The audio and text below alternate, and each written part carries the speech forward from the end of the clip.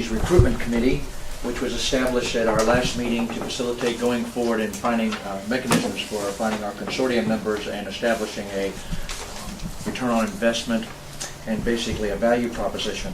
So it's a pleasure to be here with you this morning. If you guys would like, for the benefit of the camera, go around and introduce yourselves and the organization you're with. Ms. Sam? Yeah, Sama Rivera-Leon, VCU.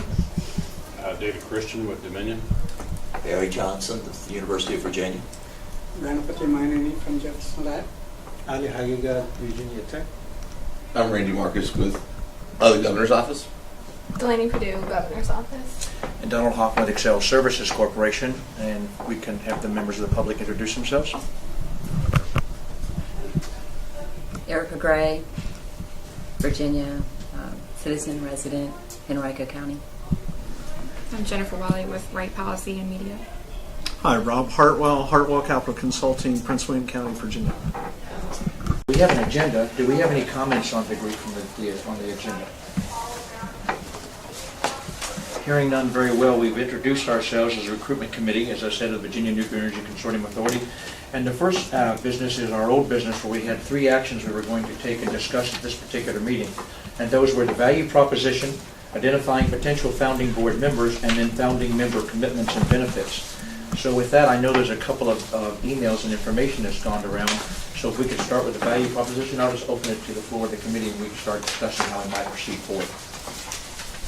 May I make a suggestion? Please.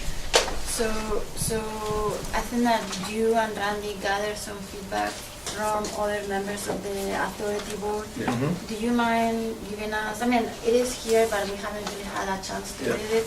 Do you mind giving us a summary of what you got? Certainly. You want to do that, Randy, or you want me to do it? Either way, it's fine. I mean, basically, this is kind of the verbatim of what I got back from Marshall, Mike from Arriva, and then Bob Bailey is basically here from the industry perspective. It seems like that the biggest benefit would be the workforce development side of things, and to have a central place where there's a communication, education, promotion of the industry was the gist of what you got back from Babcock and Wilcox and Arriva, and that's from Bob Bailey. And I'm kind of reading through this as we're looking at it here as well. It seems to be a lot of the same ideas. Collaboration, connection, workforce is somewhat they see as the biggest value benefits from this group.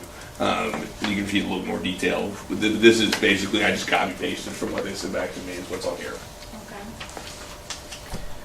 So I didn't send this to you because I thought nobody was going to read email during the weekend. So No, that's...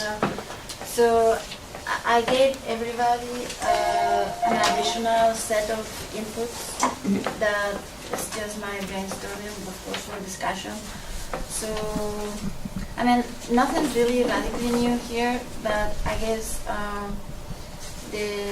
so you have two things there. One of them is a citizen of Virginia. His name is Michael Walsh. Provided, so I will tell you a little bit about that. But then the other one is mine, which doesn't have any name, but it's mine. So it's VCU. So I guess the way I looked at this is, so we wanted to make Virginia a center of excellence for nuclear science and technology. So obviously all the things that Randy mentioned are applicable. But in addition to that, I mean, I wanted to see Virginia becoming a place where unique capabilities in the area of nuclear science and technology exist. So and this is what, so to me the outcome would be obviously to have an educated and knowledgeable public, media, and policymakers to be able to help our policymakers putting together proactive and long-term energy policies that may include nuclear as part of the energy portfolio for Virginia. And then another thing that I put there is to have some sort of nuclear science and technology research park somewhere in Virginia, and that would be part of the consortium. So you would have all kinds of players in that research park. So then I actually put together a few specific potential activities that we could do in order to achieve that overall goal. So I don't know if the one thing. So the first activity, which is this inventory of nuclear science and technology assets. I know that that's already being pursued, and that is under the purview of the authority, not so much the consortium. And the only thing that I wanted to emphasize there is we really need to figure out not only our assets, but our capabilities. I mean, what it is that we can do in Virginia that hopefully nobody else can. Okay, so that's one thing that I think we should make sure that when the authority pursues these, they actually have that. And then I came up with some ideas of things that I don't think we are doing right now, but maybe we can take a leadership. So, I came up with some capabilities that, as far as I know, are lacking in the U.S. in general. So if we were to become it for those capabilities, then that would make Virginia quite unique and special. So things that I know don't exist in the U.S. is a NRC qualified critical heat flux facility. That doesn't exist anywhere in the U.S. Everybody has to go to Canada to actually do this. And then we really don't have serious isotope production facilities in the U.S. So those two things, to me, they have an interesting component that they have a research and development component, which of course we national laboratories and universities are interested in, but in addition to that they have an actual commercial purpose that I think that other members of the consortium may have an interest in. And then I also have some other ideas that help with the things that Areva and BMW already provided. So we have already pretty good public information activities, but I think that we can actually try to become an example of what it would be. I don't know that, so we can certainly try. And then also we could become a think tank on nuclear science and technology policy. Oh, could you please open that door? Because, yeah, thank you. So providing papers, or white papers, or workshops, symposia, conferences, etc., to address different things that are of interest. And then the last thing that I wanted to mention is we have a lot of opportunities in the area of nuclear security, nuclear forensics, non-proliferation. There is not a lot of expertise in that area in the East Coast. So if we could, if Virginia could capitalize on that lack of expertise, we could help. So those were my thoughts. And then, as I said, so there is a private citizen, Michael Walsh, that sent some ideas. So you can see those in his email that I have given you a copy for everybody. So that was my input to the value proposition. May I add to Donald's statement? First of all, it's very good. I think that's a good outline of possibly what we need to do. One of the things you mentioned about capabilities I would say we should. Mm-hmm. I mean, there are ones that we don't have, and we really have to, in order to become either a player or competitive. So that's, and in other words, we have to build our capability, which we don't have. Then on the list that you brought up, so what I see, one area of, helping the industry. That's obviously one of our mission, to promote the industry, nuclear industry in the state. There are several areas, you pointed out a couple of them, and I actually want to hear what David thinks as far as industry is concerned. Life extension, is this an issue? which we can engage in. Because there's, a lot of plants in the country are already planning to do that. And I think eventually all of them, whoever can, will. And there are issues that we need to take care of that we don't know, and that engages a lot of people. Digital control. I mean, this is something that we have only one reactor right now, but the digital control in the country. And there's an issue, a licensing issue. Can we engage in this and actually help the industry to promote such a thing? Licensing of new reactors. That's a major issue in my opinion. Yet, one of the issues we have is licensing. I'm very critical of that personally, but I think that is something maybe we can engage as a community. How we do it, that's a different issue, but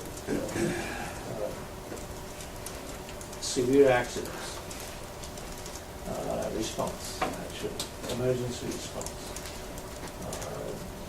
We have to assume that there will be accident. How do we respond? And it's really more accident management. And it's not the issue actually even severity. Sometimes can be very simple, which brings the public issues, because we are not good at communicating. That's what I see. we tend to stumble and don't explain things properly. And so how can we prepare ourselves for such things? And then the other thing is problem solving. And actually reactors and facilities, they always have issues.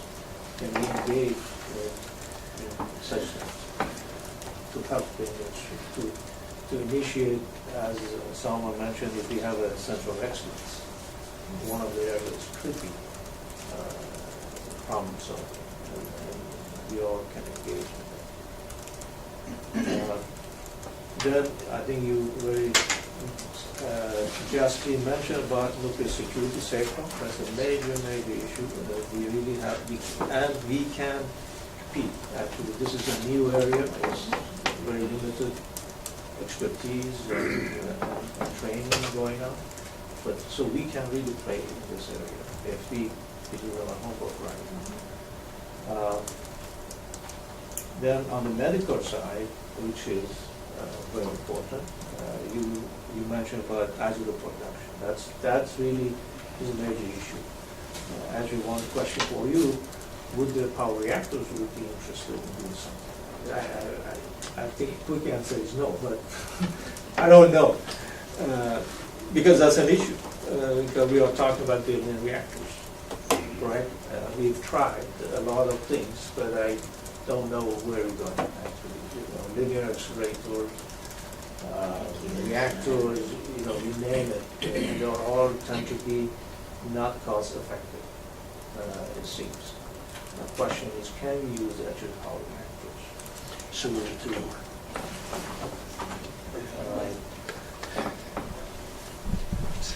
and finally, I think you didn't mention is building new facilities. I really think that next to our center of excellence, if we have a facility, we have facilities, so therefore people come to us. That's really the way, paperwork is good, knowledge is good, but if you have tools and facilities, then we actually bring the community, the international community, the national community to us. And I think these are what I would have to what you have. If I may, I agree, these are all great recommendations. If I could just for a second remind you all that the authority is the governmental body responsible for the interfacing with the state government, the governor's office, the General Assembly, providing direction for the consortium and receiving reports from the consortium. It's the consortium board that will actually implement the kinds of ideas that you come up with. And these are the kinds of ideas we should provide to that consortium board once identified. I couldn't agree more. But see, a value proposition Right, exactly. These are values. Well, but yeah, you have to somehow take the things that you called issues, which are topics of discussion and topics of interest to all of us, Yeah. and find a way that you create that or form that into a value proposition for how that would be addressed or resolved through the activities of the consortium board. And that's all I'm getting at. We've talked about the issues. What we have to do as an authority, in my opinion, is identify a consortium board members out of the group that we talked about last time. Get them to be engaged by giving them a value proposition that identifies the kinds of points and topics and issues that are so significant for everyone, but especially here in Virginia. And given that value proposition, the part of that is the return on investment is our ability through this entity to resolve these issues on a state and federal level. Would you agree with that? The value proposition is of the work of the board, it's not to the board. Right. It's not why should you serve on the board. It's, yeah. No, I mean, I agree with you that, yes, we are not